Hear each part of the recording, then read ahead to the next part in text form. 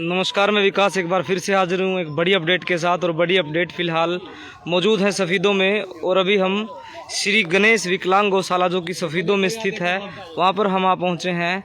देखो जी नीटू जी, देखो फ़िलहाल आप स्क्रीन पर देख सकते हैं कि जो गौशाला की जो ज़मीन है उस पर कब्ज़ा करने के आरोप आज जो गौ भगत है वो लगा रहे हैं।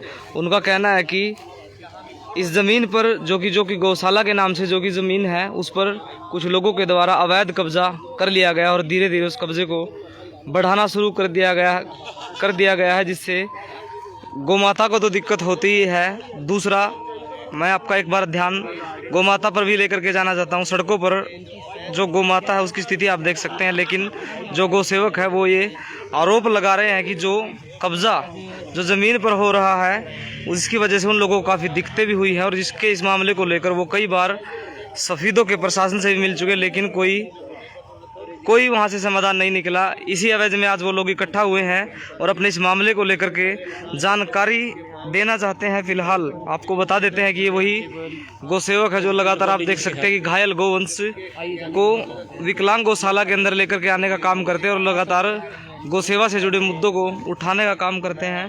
फ़िलहाल और अपने विकास भाई रिपोर्टर सफ़ीदों न्यूज़ सभी साथियों का यहाँ गौशाला में पहुँचने पर दिल की गहराइयों से स्वागत करता हूँ, धन्यवाद करता हूँ जी।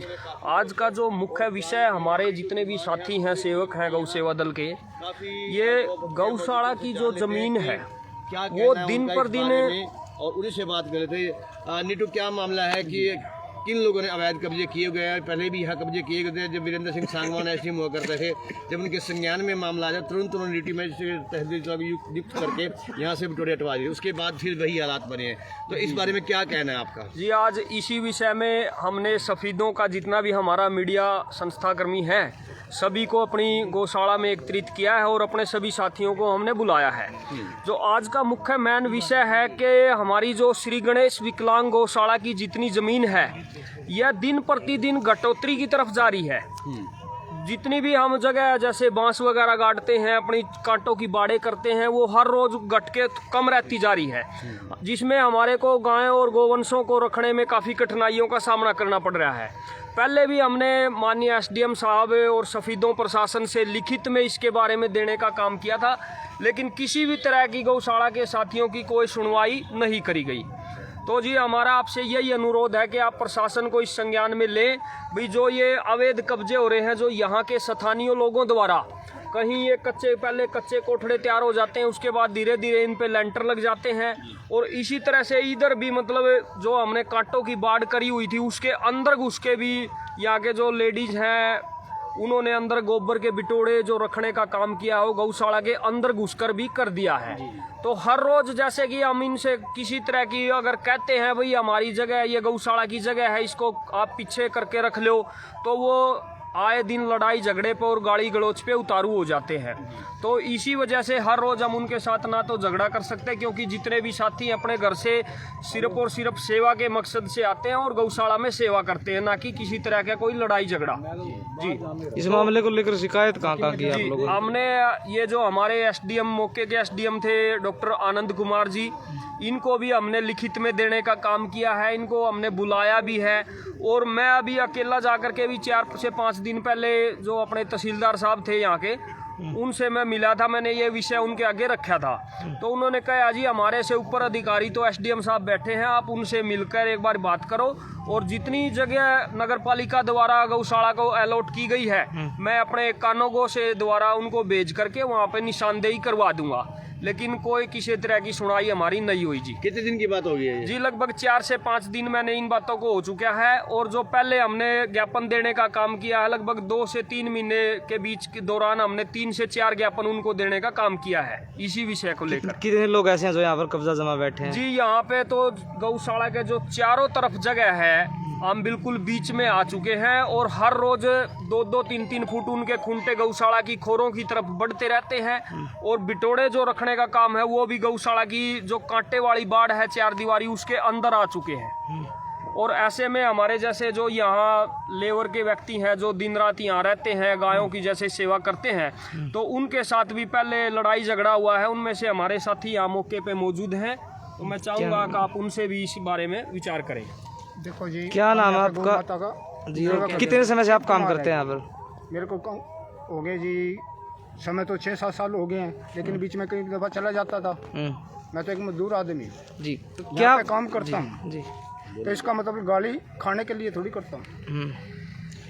गाली कौन लोग देता है आपको? देखो जी, जो बटोड़े रखते हैं, जैसे गेट खुला हुआ है, अगर हम ये कहेंगे ना ये गेट बंद होना चाहिए, ये अंदर कुरडी है, यहाँ पे गोबर की रेडियाँ आती हैं, यहाँ पे उतार देते हैं, अपनी कुरडी में घेर लेते हैं। तो आपके साथ कभी कोई मारपीट का भी मामला हुआ है? नहीं जी, मारपीट का नहीं हुआ। गाली गलौज हुई है आपके साथ नहीं जी। जब उन्हें रोकते हैं आप? हाँ जी। तो नीटू, जैसा कि लोग गौशाला के लिए, नंदीशाला के लिए दान देते हैं, भूमि दान देते हैं, चारा दान देते, सभी तरह का दान देते हैं, बिल्कुल जी। और कुछ लोग ऐसे भी हैं जो गौ माता के हक की जमीन पर या कब्जा किए हुए हैं, क्या कहना चाहिए उन लोगों से? क्या कहना जी, चाहिए? ऐसे में मैं सिर्फ हरियाणा सरकार से एक ही अपील करूंगा कि जिस समय हरियाणा और पंजाब अलग हुए थे, उस समय हरियाणा में 72,000 एकड़ ज़मीन जो गोचर भूमि, जिसको गांव में पंचायती ज़मीन कह के हर वर्ष बोली पे दे देते हैं, लेकिन उन लोगों का कभी भी ऐसा ज़मीर नहीं जागा जिस गांव में 10 से 20 किले भी ज़मीन के होते हैं, पंचायती जिसको बोलते हैं, वो हर वर्ष उनकी बोली करके ठेके पे भी देने का काम करते हैं। लेकिन उन्होंने कभी भी ऐसा नहीं सोचा भाई किसी 1 या 2 एकड़ ज़मीन में गौशाला के लिए हरा चारा बो दिया जाए, ऐसा कभी उनके विचार मन में कभी नहीं आया। और अवैध कब्जे पूरे के पूरे 72,000 एकड़ में अवैध कब्जे हैं। हरियाणा सरकार का इसकी तरफ कोई ध्यान नहीं है। अगर आज जैसे गायें सड़कों पर धक्के खाने को मजबूर है, बेसहारा हालत में मांग के खाने को मजबूर है, सड़कों पर तड़पती है, एक्सीडेंट में मौत हो जाती है, मेरा मानना है कि अगर गाय का हक और गाय की ज़मीन इसको मिल जाती है तो हम कौन होते हैं इसकी रक्षा करने वाले? ये हमारी रक्षा करेगी। नीटू, जैसा कि हरियाणा गौ सेवा आयोग के सफेदों से हैं श्रवण गर्ग, वो खुद चेयरमैन है, जी। और सफेदों के अंदर ये बद से बदतर हालात आप बता रहे हैं, क्या ये पूरा मामला जो उनके संज्ञान में डाला कि नहीं डाला आपने? जी बिल्कुल डाला है। तो क्या जवाब था उनका? जी, मुझे लगता है जो व्यक्ति सफेदों का स्थायी निवासी है, सफेदों के हालात उनसे छुपे हुए नहीं हैं। जब मेरा मानना यह है कि सफेदों में इतने बुरे हालात हैं तो पूरे हरियाणा में क्या हालात होंगे? पहले भी हमने पता, हमारे पास फोन आ जाते हैं, हमारी जगह जगह पूरे हरियाणा में हमारे साथी तो हैं। तो सफेदों में पले बड़े हैं, जी, वो जी। गौ सेवा, हरियाणा गौ सेवा के चेयरमैन भी है, जी। उनके संज्ञान में ये मामला बहुत गंभीर मामला है, डाला कि नहीं डाला आपने? बिल्कुल डाला गया तो है। क्या जी, जवाब था उनका? उनका तो सिर्फ भैया अभी शुरुआत में जिस समय वो चेयरमैन की कुर्सी पर बैठे थे, उस समय हमने अपनी गौशाला में बुला करके उनका आदर मान किया था, चाय पानी के लिए हमने बुलाए थे। इस विषय को लेकर उनका क्या जवाब था, ये सवाल है इस मेरा। विषय को लेकर के उनका तो एक ही कहना है जी, आयोग के द्वारा बहुत व्यवस्थाएं करी जा रही हैं, पहले भी करी हैं और आगे भी आयोग इस कार्य लेकिन पर आप तो लगा हुआ है। बद से बदतर हालात बता रहे हैं। बिल्कुल हो रहे हैं जी, लेकिन जमीनी स्तर पर कोई कार्य नहीं हो रहा। जो भी हो रहा है वो कागजों में है। मेरा खुद का ये मानना है, जितने मेरे साथी खड़े हैं, हमारे डॉक्टर साहब भी हैं, गौशाला की जो मैनेजमेंट देखने वाले वो व्यक्ति भी हैं, पिछले काफी लंबे समय से आयोग की तरफ से 1 रुपए का सहयोग इस गौशाला में नहीं हुआ है। दावे तो बड़े बड़े किए जाते हैं, बहुत बड़े बड़े दावे हो रहे हैं जी, वो टोटल दावे कागजों में और अखबारों में है, जमीन पर कोई हकीकत तो इसकी सारे नहीं झूठे है। हैं वो। बिल्कुल है जी, आपके सामने चलिए, ये आज रूबरू क्यों है। नहीं? आयोग मीडिया के माध्यम से श्रवण गर्ग को कुछ कहना चाहेंगे? जी, वो भी इस खबर को बिल्कुल। देखेंगे, मैं- उन्हें कुछ कहना चाहेंगे इस विषय को लेकर के? जी, मैं कहना चाहूँगा, हमें बड़ी खुशी हुई थी जिस समय सफेदों की धरती से आयोग के चेयरमैन माननीय श्री श्रवण गर्ग जी, उन्होंने ये कार्यभार संभाला था। मुझे बड़ी उम्मीदें थी कि भी अब कुछ लगता है गाय का भला होगा, लेकिन जितना भी कार्य हुआ है सफेदों में तो उसके विपरीत हुआ है। पहले हम 1 से 2 या 3 केस अपनी गौशाला में एक्सीडेंट हुए या नाले से लेकर के आते थे। अब लगभग 8 से 10 की संख्या में हर रोज सड़कों से केस उठाए जा रहे हैं।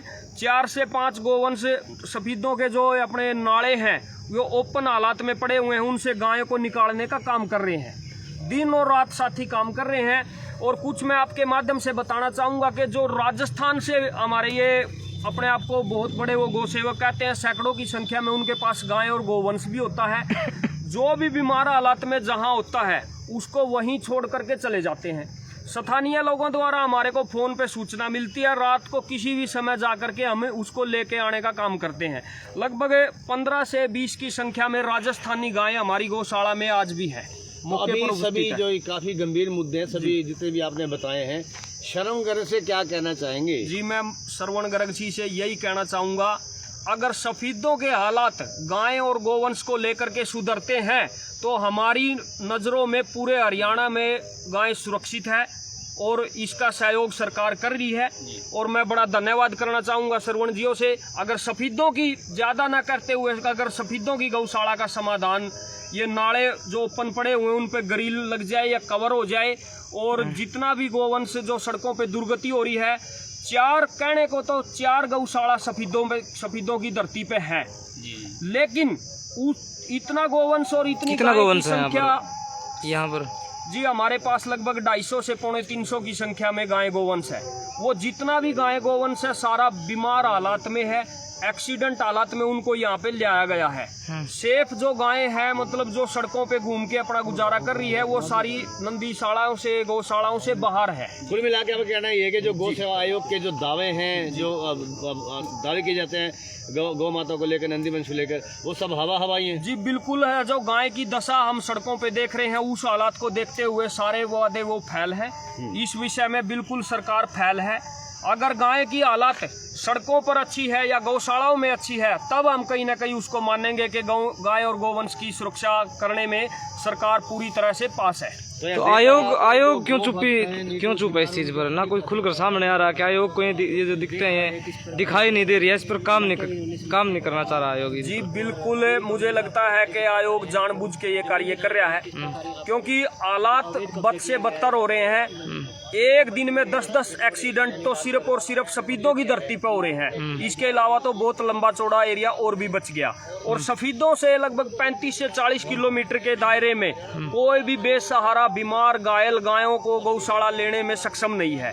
सिर्फ और सिर्फ श्री गणेश विकलांग एक मात्र गौशाला ऐसी है जो कहीं से भी, अभी भी हमारे पास एक बड़े आकार का गोवंश है, सरफाबाद जो बागड़ू से आगे पड़ता है, लगभग सफीदों से 20 किलोमीटर दूर है, वहां से भी एक केस लिया करके हमने उसकी सुरक्षा और उसकी सेवा में हम लगे हुए हैं। तो जो ये अवैध जो ये कब्जे हैं, जो जमीन पर जो रखे हैं, इस मामले को लेकर के आप लोग क्या करने वाले हैं? अब ये जो अवैध कब्जे हैं, इनको लेकर के आपका अगला कदम क्या रहेगा? इनको लेकर के मैं प्रशासन को अवगत कराना चाहता हूँ। भाई प्रशासन से मेरी हाथ जोड़कर ये प्रार्थना है, आप यहाँ आकर के एक बार मौके का विजिट